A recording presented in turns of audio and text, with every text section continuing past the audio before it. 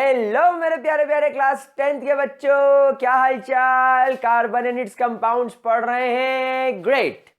क्या पिछले लेक्चर तक सब कुछ क्लियर है? कोई प्रॉब्लम हो तो कमेंट सेक्शन में लिख दो। ओके चलो, तो मेरे प्यारे बच्चों अब हम लोग कार्बन एंड इट्स कंपाउंड्स में आगे बढ़ते हैं और पिछला topic that is versatile nature of carbon, जिसमें हम लोगों ने कार्बन के कैटेनेशन और टेट्रावैलेंसी की बात की थी, उसी टॉपिक को आज कंटिन्यू रखते हुए एक नया टॉपिक स्टार्ट करते हैं जिसको कहते हैं saturated and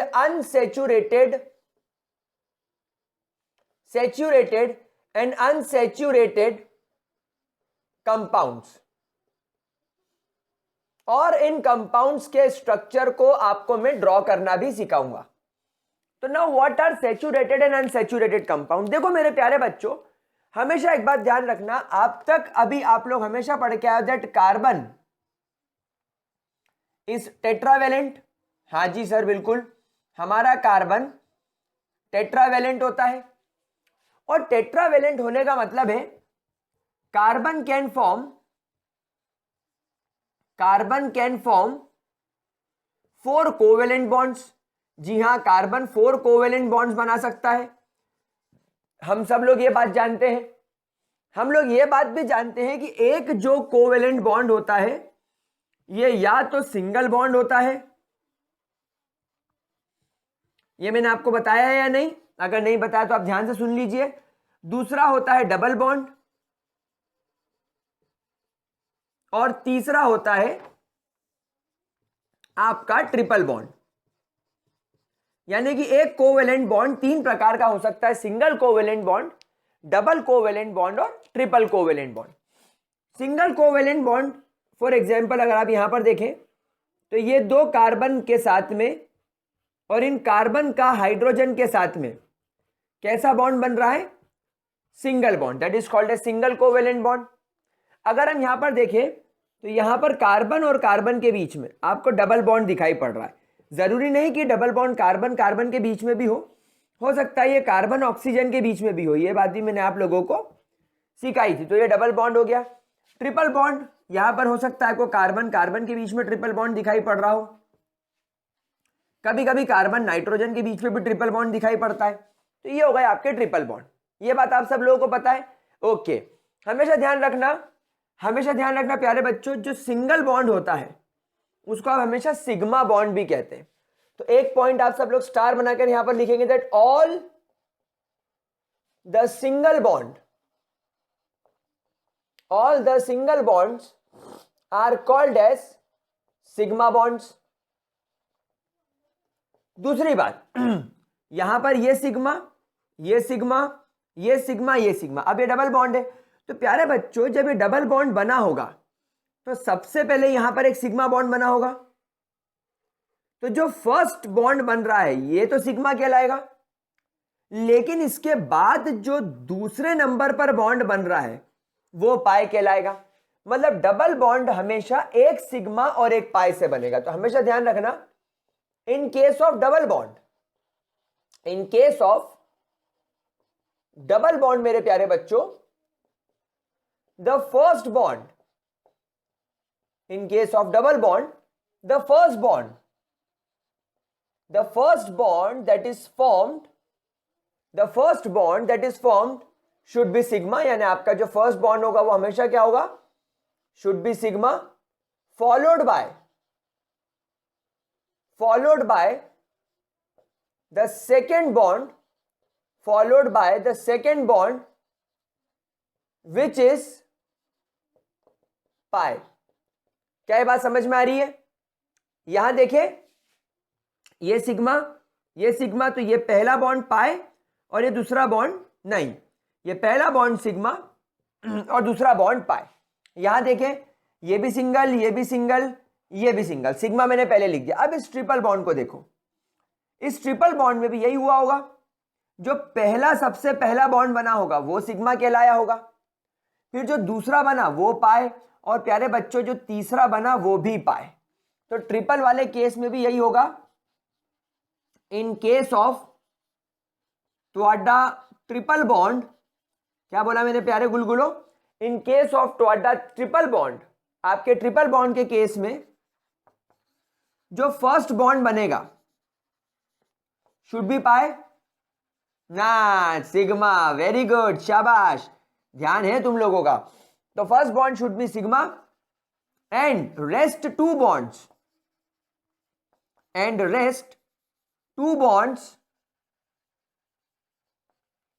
should be pi. मतलब कि आपके जो ट्रिपल बॉन्ड का फॉर्मेशन होगा प्यारे बच्चों, उसमें पहला बॉन्ड तो सिग्मा ही रहेगा और 2 पाई आ जाएंगे।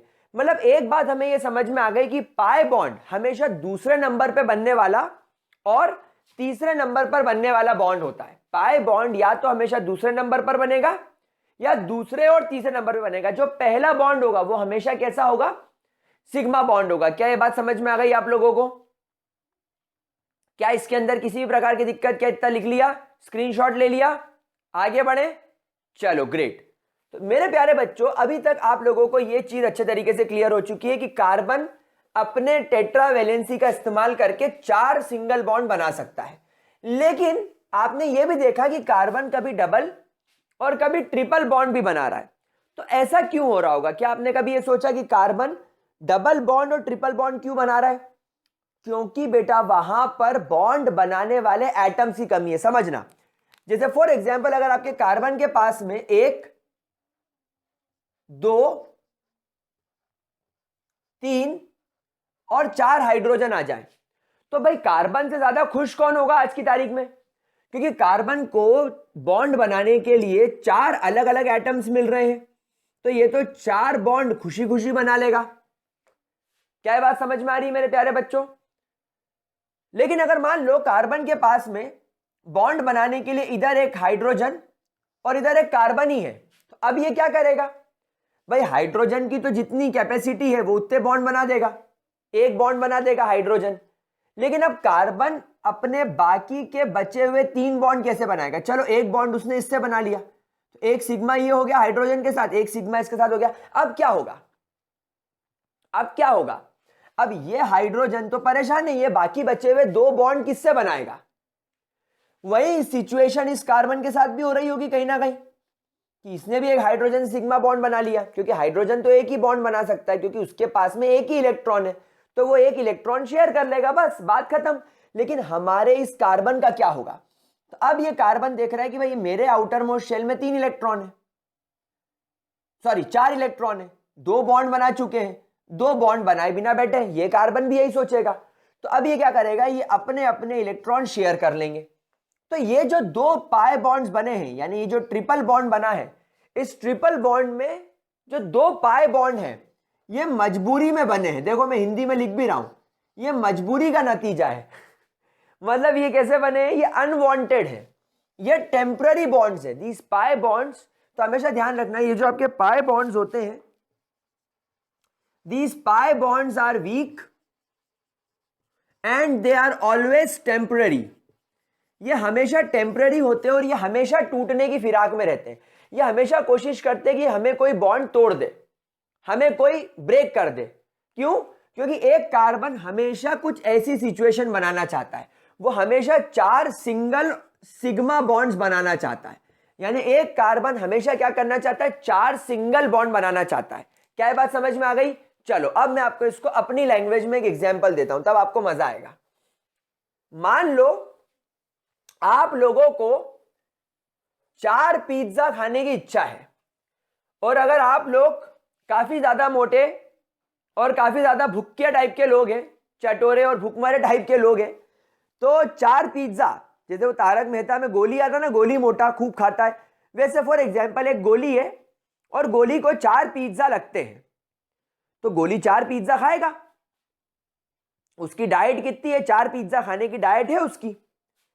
तो अगर गोली को 4 पिज्जा मिल गए तो वो 4 पिज्जा खा लेगा और मस्त हो जाएगा।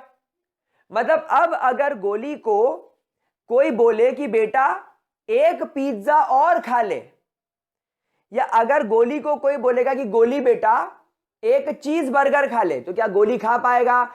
नहीं। गोली को 4 पिज्जा खाने थे, उसने 4 पिज्जा खा लिए, उसकी आत्मा तृप्त हो गई, उसका मन और पेट दोनों भर गया। तो भाई हर इंसान यही तो चाहता है। फॉर एग्जाम्पल, अगर आपको भूख लगे और आपकी मम्मी आपको बोल दे कि आज बेटा करेले की सब्जी बनी है, तो क्या आप करेले की सब्जी के साथ रोटी खा पाओगे? नहीं।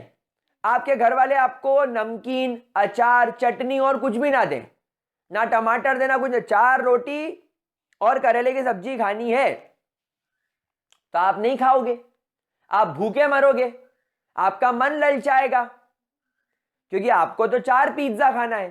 तो 4 पिज्जा की जगह आपको 4 रोटी दे दी, वो भी करेले की सब्जी के साथ, तो आपका तो भूख मर जाओगे, आप तो भूखे मर जाओगे। समझ रहे हो बात को? तो यहां पर अगर आपके पास में 4 रोटी खाने की जगह है और अगर आपने 4 रोटी खा ली, मतलब आप सैचुरेट हो गए, तो हमेशा ध्यान रखना, what are saturated organic compounds? तो saturated organic compounds are those carbon compounds, saturated organic compounds are those carbon compounds that have all the 4 bonds sigma bonds.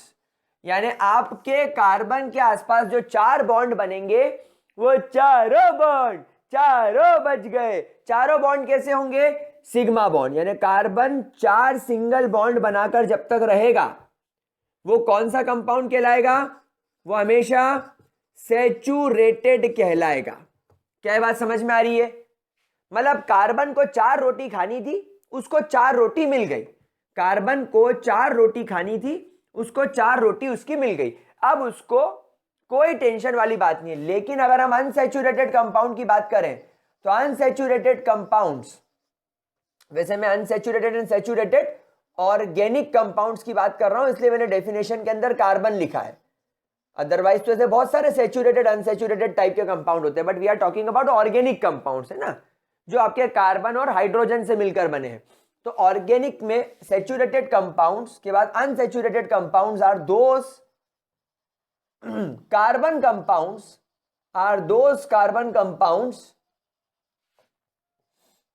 that have at least 1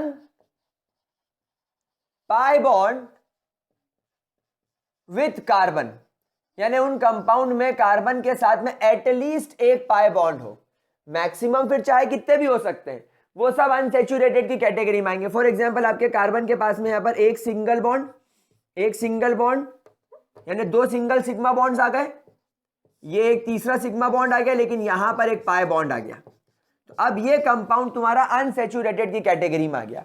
यहां पर मान लो आपके कार्बन के पास में एक hydrogen ने sigma बनाया, इसने दूसरे कार्बन के साथ में सिग्मा बनाया, ये सिग्मा बॉन्ड होगा सिंगल, लेकिन यहां पर एक पाई आ गया और यहां पर एक और पाई आ गया, तो ये भी अनसैचुरेटेड की कैटेगरी में आएगा। ये थोड़ा कम अनसैचुरेटेड है क्योंकि इसके पास में एक पाई बॉन्ड है। ये ज्यादा अनसैचुरेटेड है क्योंकि इसके पास में 2 पाई बॉन्ड है। क्या बात समझ में आ रही है? तो व्हाट आर सैचुरेटेड कंपाउंड्स? जिनमें कार्बन के पास सारे बॉन्ड कैसे हो? सिंगल, सिर्फ कार्बन के पास, ध्यान रखिएगा, ओनली विद कार्बन, मैं किसी और की बात नहीं कर रहा हूं। और अनसैचुरेटेड कंपाउंड्स क्या होंगे? ऐसे कंपाउंड्स, ऐसे कार्बन कंपाउंड्स जिसमें एटलीस्ट 1 पाई बॉन्ड हो विद कार्बन और मे बी 2 पाई बॉन्ड्स। अब इसका क्या मतलब है? इसका मतलब यह है कि इस कार्बन को खानी है 4 रोटी, इस कार्बन को खानी है 4 रोटी, इसके पास में 1 रोटी, 2 रोटी, 1 रोटी, 2 रोटी और ये 3 रोटी इसके पास में है। अब इसको भी 1 रोटी की जरूरत है, इसको भी 1 रोटी की जरूरत है। समझ में आ रही बात आप लोगों को? तो इनको 3-3 रोटी मिली है।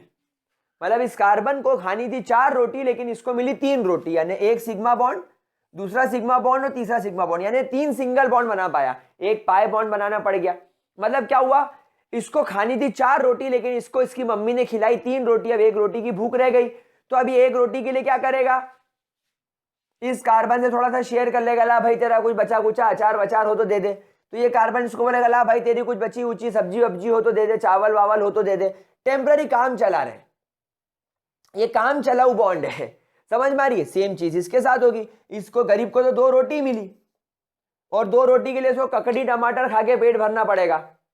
तो ये ककड़ी टमाटर खा के पेट भर रहे दोनों कार्बन, मतलब इनके पास में तो 2 रोटी है, खानी 4 थी, मिली 2, बाकी की इनको जो भूख है वो क्या कर रहे हैं, ककड़ी टमाटर खा के पूरी कर रहे हैं। तो ये बेचारे भूखे रहेगा, इसलिए इनको अनसैचुरेटेड बोलेंगे। अनसैचुरेटेड बोले तो जब कार्बन के पास में 4 सिग्मा बॉन्ड ना हो, 1 पाई या 2 पाई आ जाए तो वो अनसैचुरेटेड। और सैचुरेटेड मतलब कार्बन के पास में जो सारे सिग्मा बॉन्ड्स होंगे, when all bonds are sigma bonds, carbon is saturated. समझ में आ रही है? चलो नोट करो, फिर कुछ एग्जांपल्स करके देखते हैं। नोट करो प्यारे बच्चों,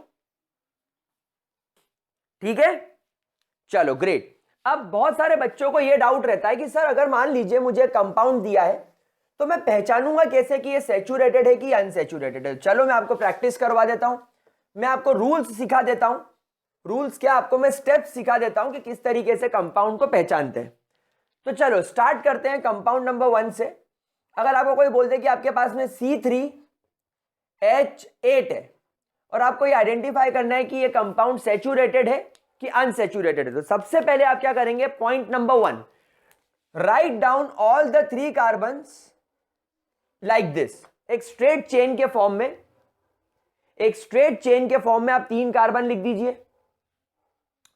तीनों कार्बन के बीच में एक एक सिंगल बॉन्ड बना दो, single sigma bond, single sigma bond. अब ये जो 2 कोने वाले कार्बन हैं, इनकी तरफ अगर आप देखोगे तो इनको 3 बॉन्ड की जरूरत है, इनको भी 3 बॉन्ड की जरूरत है। लेकिन इस बीच वाले कार्बन को देखो, ये बीच वाला कार्बन ऑलरेडी 2 बॉन्ड बना चुका है, इसको अब 2 बॉन्ड की जरूरत है। क्या बात समझ में आ रही है?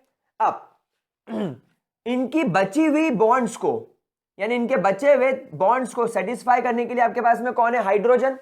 तो सबको पहले बराबरी से काम चालू करो। एक हाइड्रोजन का बॉन्ड इसके साथ बना दो, एक हाइड्रोजन का बॉन्ड इसके साथ बना दो। दोनों के अब सारे कार्बन के पास में 2-2 बॉन्ड आ गए, इसके पास भी 2 बॉन्ड, इसके पास भी 2 बॉन्ड, इसके पास भी 2 बॉन्ड।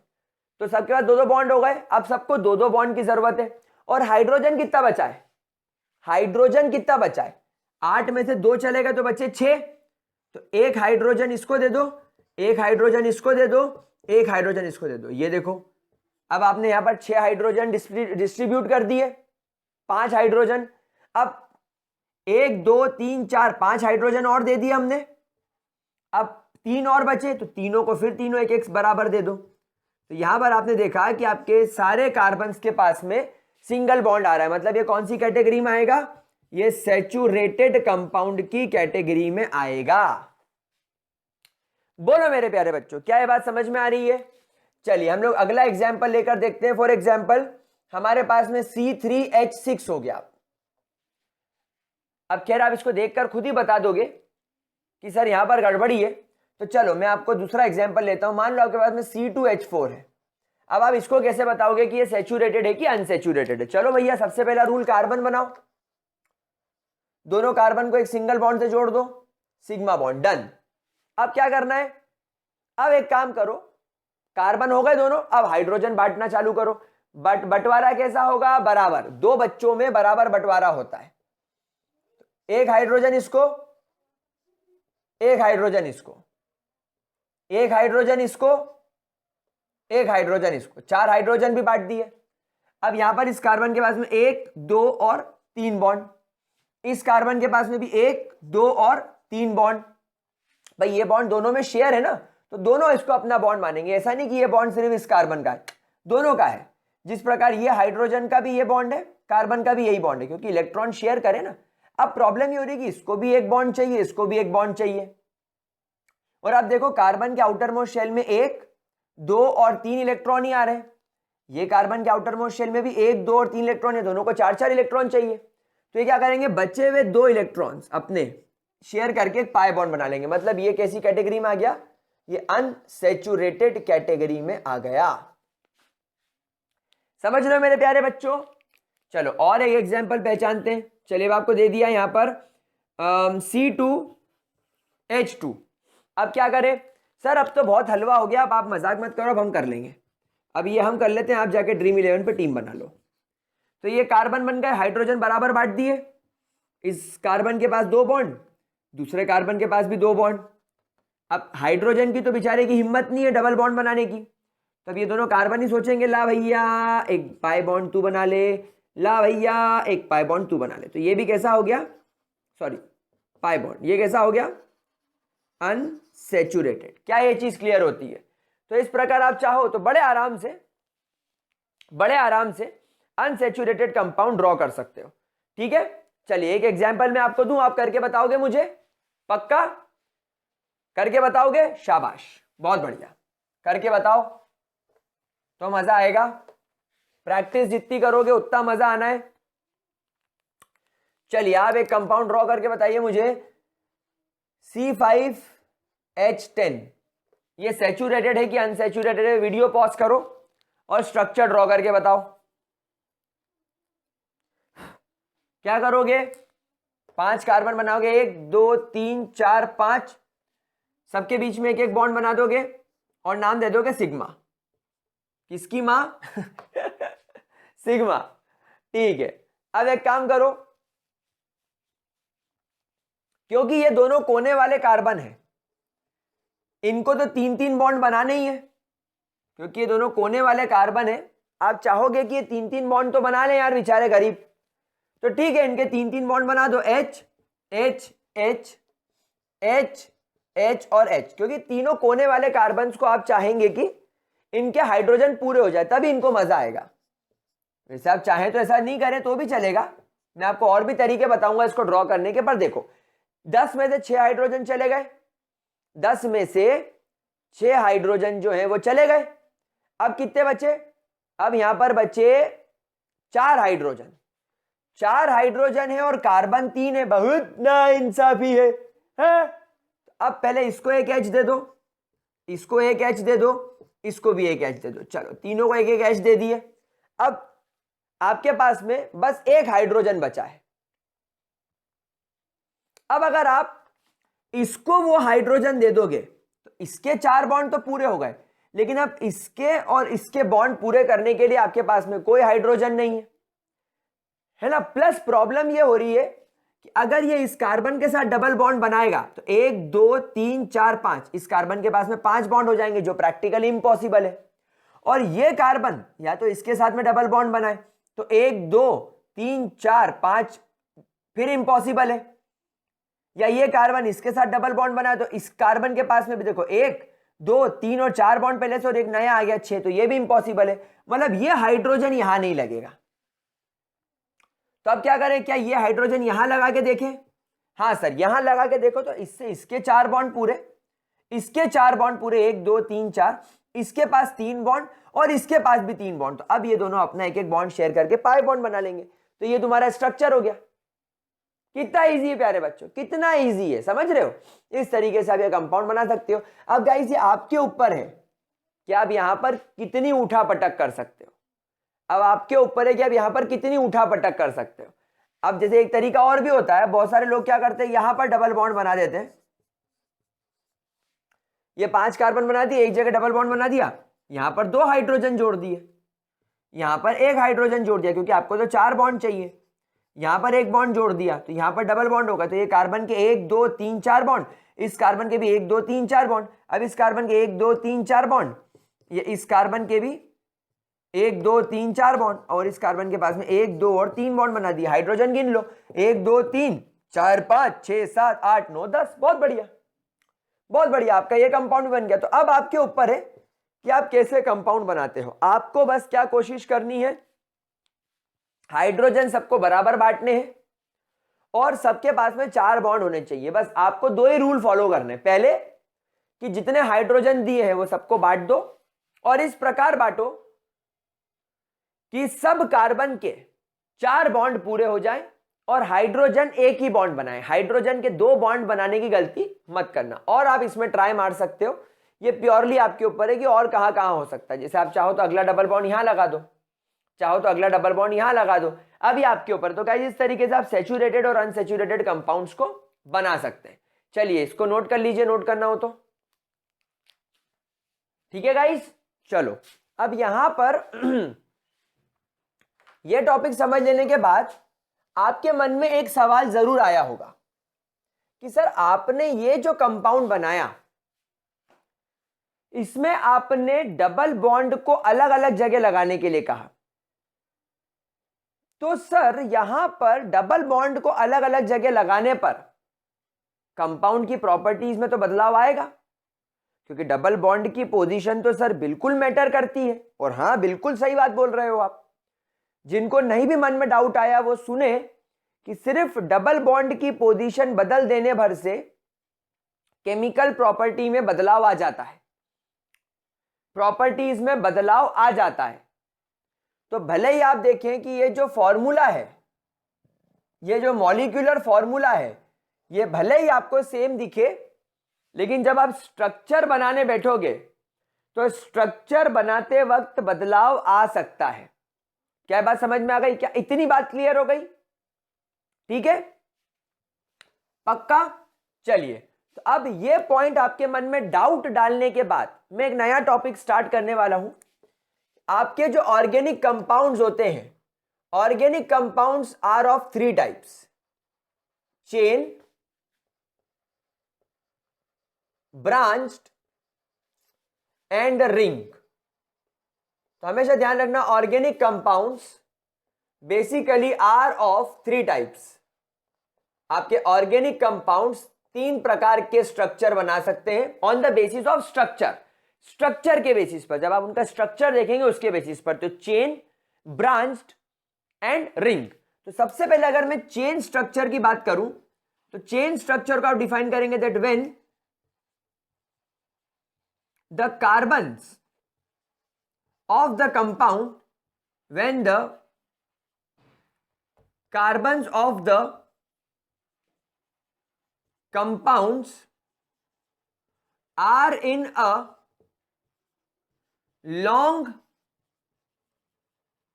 chain form, एक लंबी चेन की तरह आपको ये दिखाई देगी, बिल्कुल लंबी नॉन स्टॉप, जैसे चेन आगे बढ़ रही वैसे दिखाई देगी। फॉर एग्जाम्पल, अगर मान लीजिए आपके पास में एक कंपाउंड है कुछ इस प्रकार का, तो आपने लिखा CH3, CH2, CH2, CH2, CH2, CH2, तो एक लंबा चेन जैसा स्ट्रक्चर हो गया। देखो आप, फॉर एग्जांपल आपने लिखा CH3, CH2, CH2, CH3, ये भी एक लंबा चेन जैसा स्ट्रक्चर हो गया।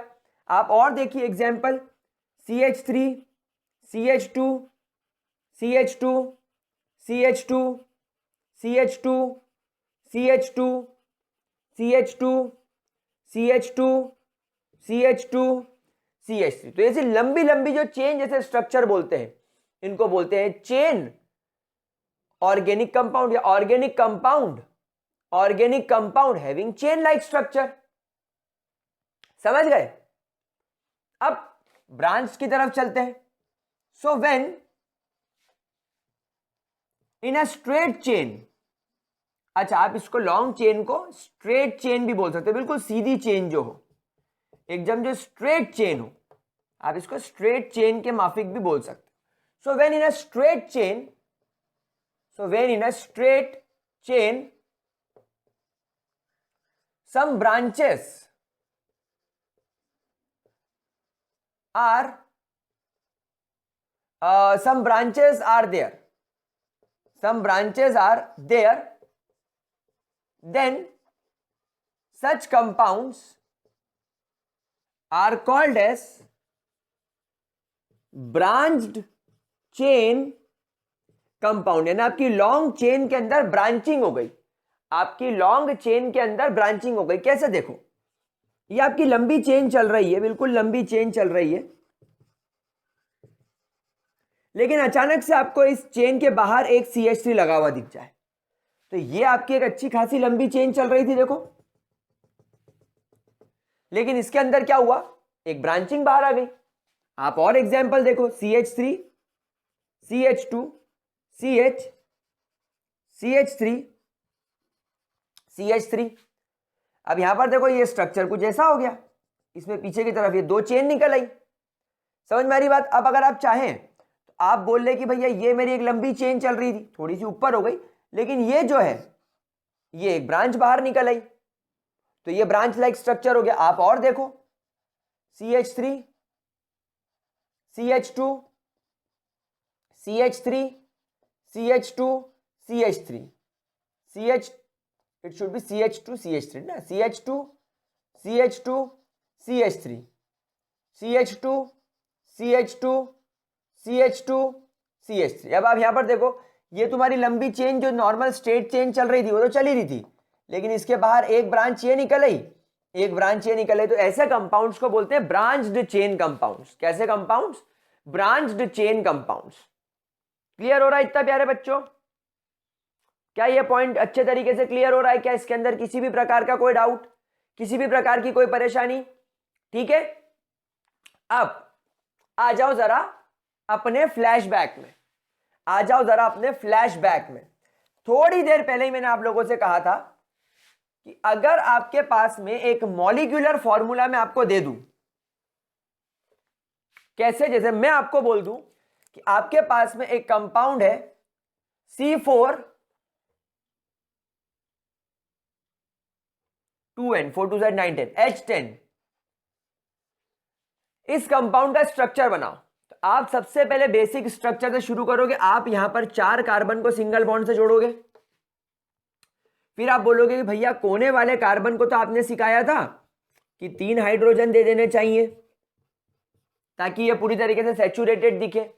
अब हमारे पास में 6 हाइड्रोजन चले गए, 4 बचे, तो 2 इसको दे दिए और 2 इसको दे दिए, तो ये आपका कंपाउंड बन गया। तो ये बन गया आपका चेन लाइक स्ट्रक्चर। लेकिन गाइस, क्या मैं ऐसा नहीं कर सकता कि मैं 3 कार्बन यहां लिख दूं और चौथे कार्बन को इस कार्बन से जोड़ दूं? अब इस कार्बन के पास में 3 बॉन्ड बन गए, इसलिए चौथा बॉन्ड में एक हाइड्रोजन से बना दूं। 10 में से 1 हाइड्रोजन इसको दे दिया, तो अब बचे 9 हाइड्रोजन, तो 3 हाइड्रोजन इसको दे दिए, 3 हाइड्रोजन इसको दे दिए और 3 हाइड्रोजन इसको दे दिए। ये आपके 9 हाइड्रोजन एडजस्ट हो गए। तो यार ये भी सही है, लेकिन यहां पर क्या हुआ? ये अगर आपकी आप लंबी चेन मान रहे हो, तो ये जो आपने देखा ये एक ब्रांच बाहर हो गई, तो ये तो आपका एक ब्रांच स्ट्रक्चर हो गया, ये तो आपका एक ब्रांच स्ट्रक्चर हो गया। और यार गलत दोनों नहीं है। आप देखो इसमें भी 1 2 3 4 हाइड्रो कार्बन है और 9 9 9 3 3 6 9 और 1 10 हाइड्रोजन है। यहां पर भी आप देखो 4 कार्बन है और 10 हाइड्रोजन है ना। बात तो यार दोनों तरफ सही है। आ रही बात समझ में? तो यार मेरे प्यारे बच्चों, ये बात हमेशा ध्यान रखना कि यू कैन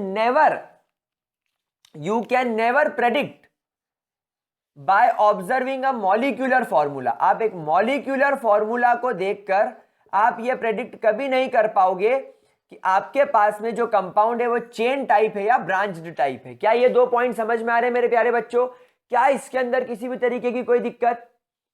तो सर ये क्या बात हुई? तो मेरे प्यारे बच्चों, आपको यहां पर मुझे एक नई टर्म सिखानी है, that is called as isomers. एक हेडिंग डालेंगे और एक नई टर्म सीखेंगे जिसको क्या बोलते हैं? आइसोमर्स। नाउ मेरे प्यारे बच्चों, व्हाट आर आइसोमर्स? तो isomers are the substances that have same molecular formula, जिनका मॉलिक्यूलर फॉर्मूला सेम होता है, दोनों का मॉलिक्यूलर फॉर्मूला सेम है, बट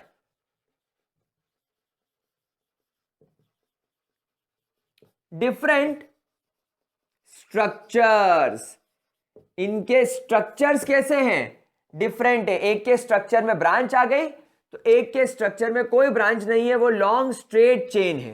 तो ऐसे कंपाउंड्स को आइसोमर्स बोला जाता है। क्या मेरे प्यारे बच्चों को बात समझ में आ रही है?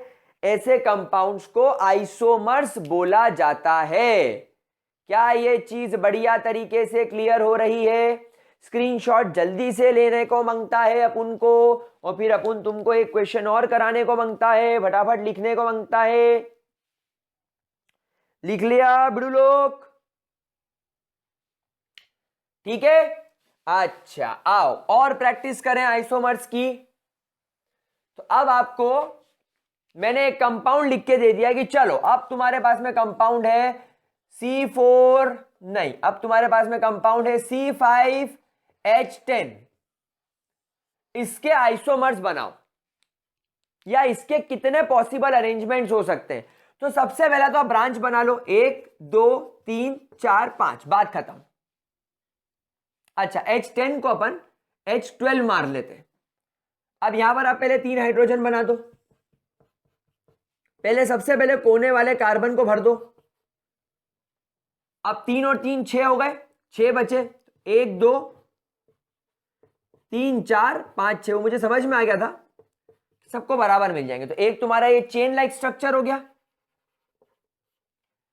अब यार मैं ऐसा भी तो कर सकता हूं कि मैं कार्बन को उठाकर यहां पर रख दूं, तो भी 5 कार्बन है। देखो इधर जैसे 5 कार्बन और 12 हाइड्रोजन थे, यहां पर भी मैं कर सकता हूं। अब मैं यहां पर इन कोने वाले 3 कार्बनों को, ये जो कोने पे तुम्हारे 3 कार्बन लगे हैं, इनको पहले तीनों को मैं बराबरी से हाइड्रोजन बांट दूं। इसके पास 3 बॉन्ड ऑलरेडी, तो इसको एक हाइड्रोजन बांट दूं। तो 3 3 6 3 9 और एक 10 हाइड्रोजन बढ़ गए, 2 बचे, ये 2 इसको दे दिए मैंने। यहां पर भी 5 कार्बन और 12 हाइड्रोजन है, बिल्कुल बढ़िया बात है। अब ऐसी बेवकूफी मत करना, कई बच्चे ऐसी भी बेवकूफी करते हैं, वो बोलते हैं सर ये 4 कार्बन बनाए और अब एक कार्बन यहां जोड़ दो। अरे मेरे प्यारे लाडले बच्चे, अगर ये पहला कार्बन है तो ये दूसरा कार्बन है, मतलब तूने मेरे गुलगुले, मेरे पानी में उठने वाले बुलबुले, दूसरे नंबर वाले कार्बन पर ब्रांचिंग दे दी। अब तू यहां दे रहा है मेरे प्यारे बच्चे, तो अगर ये पहला कार्बन है तो इसको दूसरा मान लो। हमेशा ध्यान रखना, हम लोग ये जो ब्रांचिंग निकालते हैं, हम हमेशा कोशिश करते हैं कि ब्रांचिंग को उस कार्बन से निकाले जो छोटा नंबर ऑक्यूपाई करे। जैसे अगर आप यहां से इसको बोलोगे तो ये तीसरे नंबर पे आ जाएगा, तो हम इस कार्बन को लगाने के लिए दूसरा नंबर सिलेक्ट करेंगे, क्योंकि दूसरा नंबर छोटा है। हम छोटा नंबर करने की कोशिश करेंगे, हम हमेशा शॉर्टकट ढूंढेंगे। तो अगर आप यहां पे लगाओगे और बोलोगे कि सर ये पहला है, ये दूसरा है और ये तीसरा है, अब मैंने ये कार्बन तीसरे कार्बन पे लगा दिया, तो मैं बोलूंगा नहीं, आप गलत हो, आपने इसको अभी भी दूसरे नंबर पे लगाया, क्योंकि मैंने नंबरिंग इधर से दे दी। समझ रहे हो? तो कोशिश ये करना कि अगर आपने यहां से कार्बन को नंबर दिया और ये दूसरे पर आ रहा है, और यहां से नंबर दिया और ये दूसरे पर आ रहा है, मतलब ये दोनों स्ट्रक्चर एक ही है, मतलब दोनों स्ट्रक्चर आप एक ही बना रहे हो, कोई फर्क नहीं है ना? हाँ, लेकिन अगर मान लो ऐसा होता कि 1 2 3 4 और 5 कार्बन होते और एक में आप यहां पर लगाते, तो मैं कहता कि दूसरे नंबर पर है।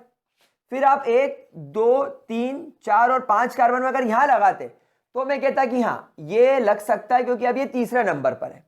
यहां से नंबरिंग डालोगे तो तीसरे पे आएगा। इनफैक्ट अगर आप यहां से नंबरिंग डालोगे तो भी तीसरे पे आएगा, मतलब ये वैलिड है। और यहां पर क्यों नहीं है? क्योंकि ये 1 2 3 और ये चौथे नंबर पर आ रहा है, तो दोनों पे नंबर अलग डाल रहे हैं, मतलब ये वैलिड है। तो ये इस तरीके से आप बना सकते हो। लेकिन अगर दोनों साइड से आप 2 अलग अलग कंपाउंड बना रहे हो और वो कार्बन सेम नंबर पे आ रहा है, फिर कोई लगाने का मतलब नहीं, बेवकूफी है। तो ये दूसरा हो गया। अच्छा, अब ऐसा नहीं कर सकते कि इस कार्बन के दोनों तरफ कार्बन लगा दूं, H H H H H H H H H H H और H, 3 3 6 3 9 3 12। तूने पंडित जी को क्यों मारा? और ये 5 कार्बन, ये देखो, तो यहां पर तो आपकी 2 ब्रांचिंग निकल गई, एक ऊपर एक नीचे, और ये तुम्हारी लंबी चेन हो गई।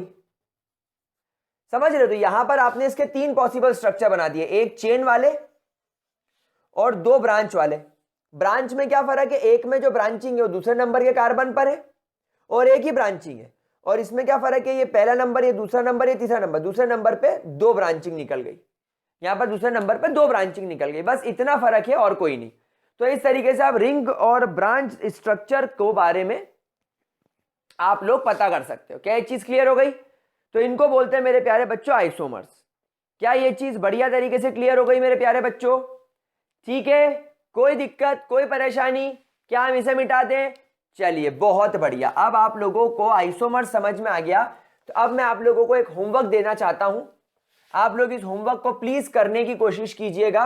आप लोगों को बस मुझे ये करके बताना है कि C6H14 के कितने पॉसिबल आइसोमर्स हैं। जैसे अभी आपने C5H12 के 3 निकाले, इसके कितने बन सकते हैं C6H14 के, ठीक है। नोट कर लो, C6H14 का आपको आंसर बताना है। नौ प्यारे बच्चों, हम लोग चलते हैं रिंग की तरफ। तो व्हाट आर रिंग? तो when the first carbon and the last carbon, so when the first carbon and the last carbon of the compounds are attached, it forms a ring type organic compound.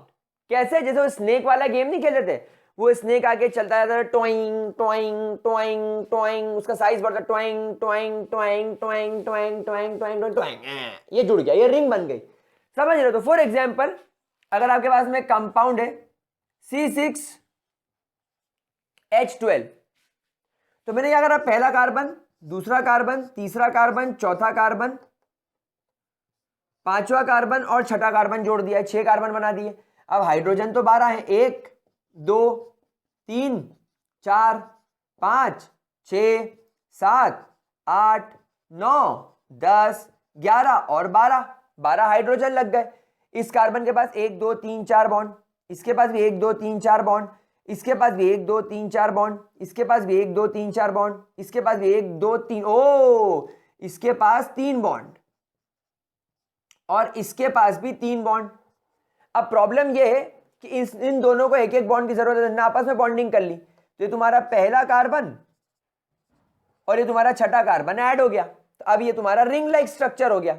तो such compounds are called as ring type organic compound.